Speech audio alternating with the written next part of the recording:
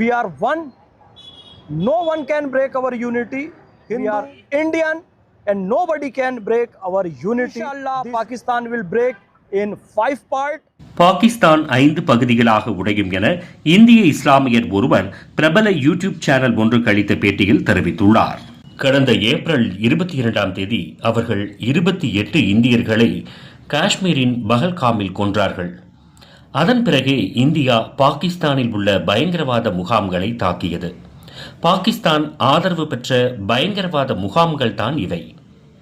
India நடத்திய தாக்குதலுக்கு operation Sindoor என பெயர் வைக்கப்பட்டது. ஆபரேஷன் சிந்தூர் 2 இந்திய பெண்களால் நடத்தப்பட்டது. ஒருவர் இஸ்லாமியர் கர்னல் சோஃபியா குரேசி, மற்றொருவர் விங் கமாண்டர் வியோமிகா சிங். அவர் ஒரு சனாதனி. அவர்கள் எங்கள் ஒற்றுமையை சீர்குலைக்க முயன்றார்கள். ஆனால் எங்கள் பிரதமர் தெளிவான தகவலை பாகிஸ்தானுக்கும் பயங்கரவாதிகளுக்கும் சொன்னார்.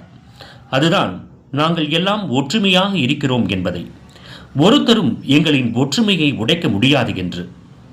இந்து, இஸ்லாமியர், சீக்கியர், கிறிஸ்துவர், புத்தம், பார்சி, ஜெயின், பஹாய், நாங்கள் அனைவரும் ஒன்றுதான். நாங்கள் அனைவரும் இந்தியர்கள். எங்களின் ஒற்றுமையை யாராலும் தகர்க்க முடியாது. இது எங்களின் மெசேஜ். பயங்கரவாதத்தையும் பாகிஸ்தானையும் முடிவுக்கு கொண்டு வர நாங்கள் உறுதிமொழி எடுக்கிறோம். பாகிஸ்தான் 5 பகுதிகளாக உடைய நேரிடும். 1 பலூச்சிஸ்தான், 2வது சிந்து, 3வது பஞ்சாப், 4வது பாகிஸ்தான் ஆக்கிரமித்துள்ள காஷ்மீர், அது இந்தியாவின் ஒரு பகுதி.